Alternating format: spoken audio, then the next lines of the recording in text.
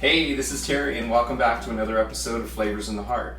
Today we're going to make my favorite Italian dish, which is chicken Parmesan.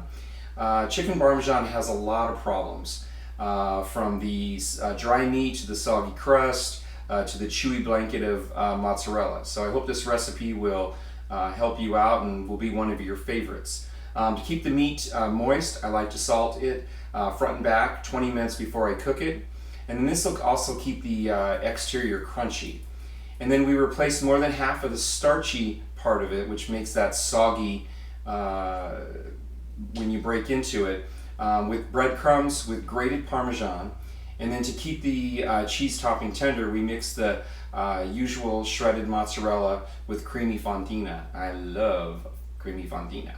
And then we place the mixture directly onto the fried cutlet so that it forms a waterproof layer between the crust and the sauce. So we're going to do this in 2 stages. We're going to start out with the sauce, and then we're going to move on to the meat. Okay? So let's get started, and let's show you what our ingredients are today and what we're working with.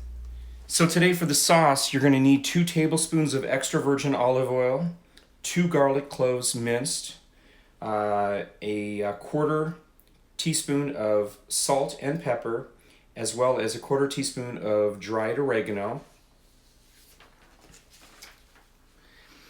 a pinch of red pepper flakes, and of course this depends on how hot you like it, and then 1 can of crushed tomatoes. I actually like to do the diced tomatoes because I like to see some texture. And then a 1/4 teaspoon of sugar and 2 tablespoons of coarsely chopped fresh basil. And then for the chicken, I will be using the rib back or the split breast. I find that there's a lot of good meat on there, and it's not as expensive as the other meats. So you're going to do anywhere from 2 6 to 8 ounce boneless parts. I like to cut them in halves so you'll get at least 4. I've got about 8 today. And then a teaspoon of salt, 2 ounces of whole milk mozzarella cheese shredded, which is about a 1/2 cup. And then the same thing for the fontina cheese, and then 1 large egg, and then 1 tablespoon of all-purpose flour, 1.5 ounces of Parmesan cheese grated, which is 3/4 cup, and then a 1/2 cup of panko breadcrumbs. And I prefer the panko because they're lighter, and the Italian breadcrumbs tend to do the soggy part, which we don't like. And then a 1/2 teaspoon of garlic powder, and a 1/4 teaspoon of dried oregano, and a 1/4 teaspoon of pepper, 1/3 cup of vegetable oil, because it has a higher burn content, or heat content I should say, and that's it. So let's get cooking. All right, so we're going to add our olive oil to the pan and get it ready for the minced garlic, salt, pepper, and then the red pepper flakes. And then you're just going to do that on a medium heat. And what you want to do is you want to wait for your pan, for the oil in there to be shiny. And then you can put this in there, and then probably about 2 minutes this should be okay. So I've got it on a medium-high heat. So let's get this started. And it's boiling out today, so I may turn on the fan, and I apologize. It's not quite fall yet, but it's close to it. All right, and then we're going to add our tomatoes. And what you want to make sure is that try to get out as much of the water as you can. I see that there's a little bit in there, so if you take them out, I would take them out of the can for probably about 20 minutes before, let them set in the bowl, and then they will sweat, and then more water. So I'm actually going to dump out some more of that water in there, because you don't want that. So that looks good. I'm going to add those tomatoes in there. And again, you can use the crushed, but for me, what I like to see is texture on the plate. It There's nothing worse for me when I see a plate and it's just blah, and it's just all flat. Gravity has taken over, so we don't want that with our food. All right, so we got this simmering, and then we're going to reduce the heat down to a medium-low. I'm going to stir it one more time just to get it mixed up. And then we're going to let this simmer for about 20 minutes. But again, you want to spread it around the pan because you want to get it to where there's they're all getting evenly heated. All right, so we'll be back in 20 minutes, and then we'll check out our tomatoes and go from there. All right, so we're back. We're going to check on our tomatoes.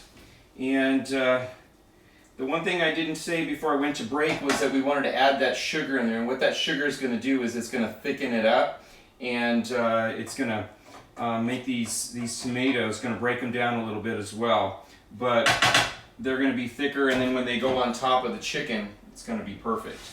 I can smell those flavors in there. So you're going to go ahead and set this on the back burner, and then we're going to go ahead and we're going to bring the next pan over, which is going to be the chicken. So we're going to put that 1/3 cup of vegetable oil in there, and get this chicken started.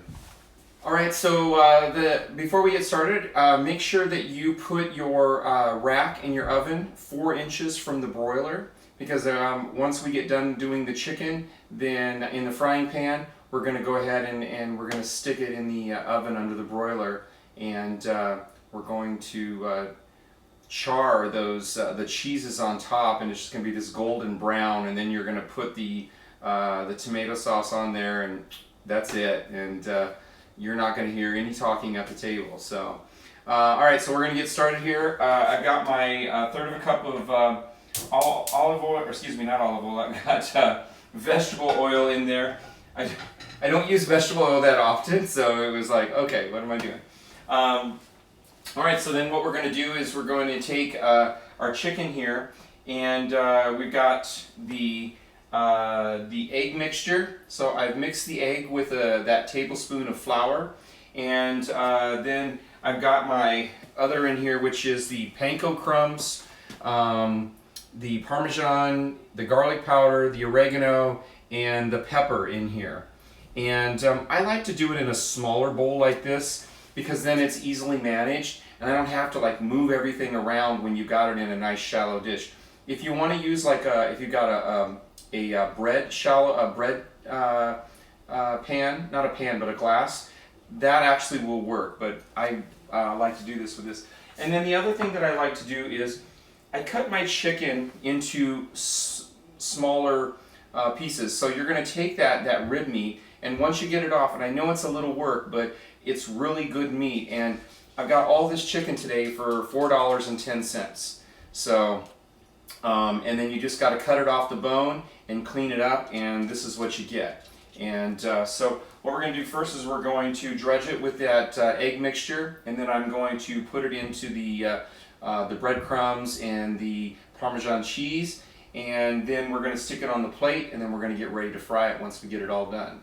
So watch me get this done here. And then you want to make sure that when you put it in the egg mixture, you're going to lift it up, and you're going to shake off the excess. You don't want that extra on there, because it's just going to make a mess for you. And you want to leave one hand free. You saw me, I wanted to grab it, and so you're going to keep that one hand free, and then we're going to put it in here, and then I'm going to turn it over, and then I can grab with my other hand and get those panko and that Parmesan on there and that garlic powder, and make sure that you get the sides. That's really important. All right, we're back.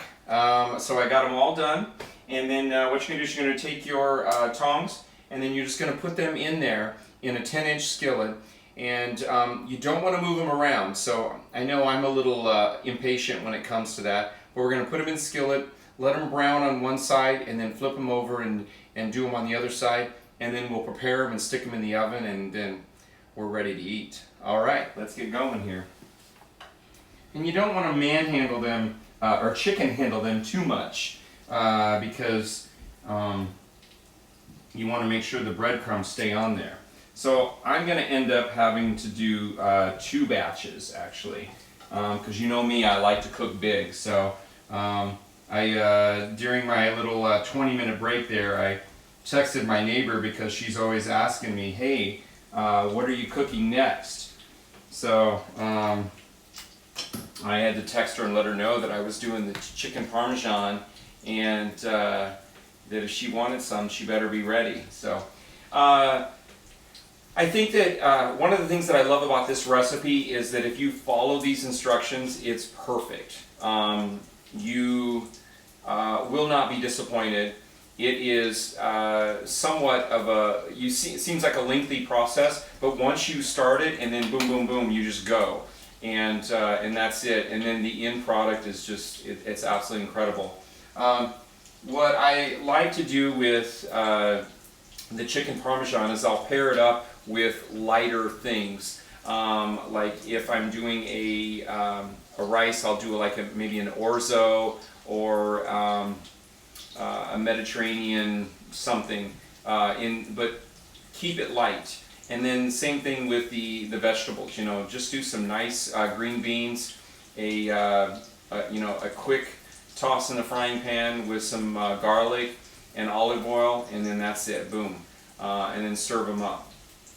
So we're going to let these get nice and golden brown, and then I'm going to flip them over, and we'll take a look at them when we're ready to flip them. Come on back. Again, this is one of these meals that you can make 4, 6, 8, 20. So I'm going to do a dinner party for 8 coming up here pretty soon. And this is, I think, what I'm going to make. We don't know yet. But, alright, so I've mixed up, like I said, my fontina and my mozzarella cheese. And then I'm just going to put it on top. You want it to stay on top.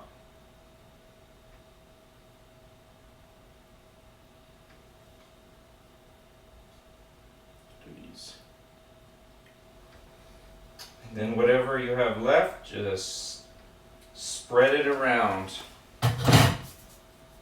All right.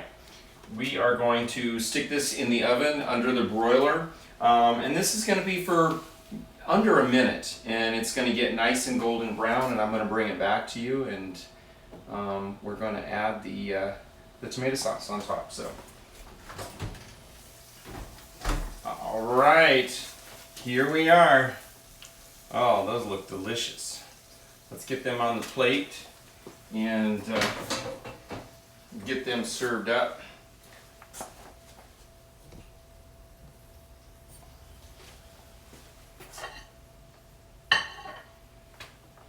Alright, so you want to let them rest just for a little bit, and don't try to bite into them right away. Yeah. Alright, let's just put these on the plate and let them rest. And voila, there you go, chicken Parmesan. Alright, let's take a bite of it. Alright, let's get a bite of this. And again, you don't need that much of the mozzarella on there, especially with the fontina. That's going to make it nice and creamy. And I'm going to get, there we go, full bite.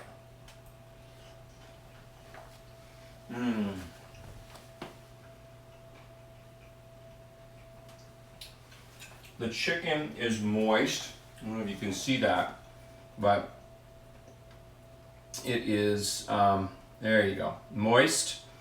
And the panko breadcrumbs are perfect because it has a crunch to it that's really nice. So the other thing is that you don't have to put the fontina and the mozzarella cheese on at the end. You can still just take that off, because there are some people that don't like cheese or their bodies can't handle it, and I get it. But once you put that tomato sauce on there, that's it. That's what's going to do it. So thank you for coming in, as always. If you make a recipe, send me a picture. Tell me about it. Again, not everybody makes things the same way that I do, but hopefully some of the things that I've done with this chicken parmesan is going to transform your chicken parmesan and make it a hit at your house. Until next time, let's get cooking.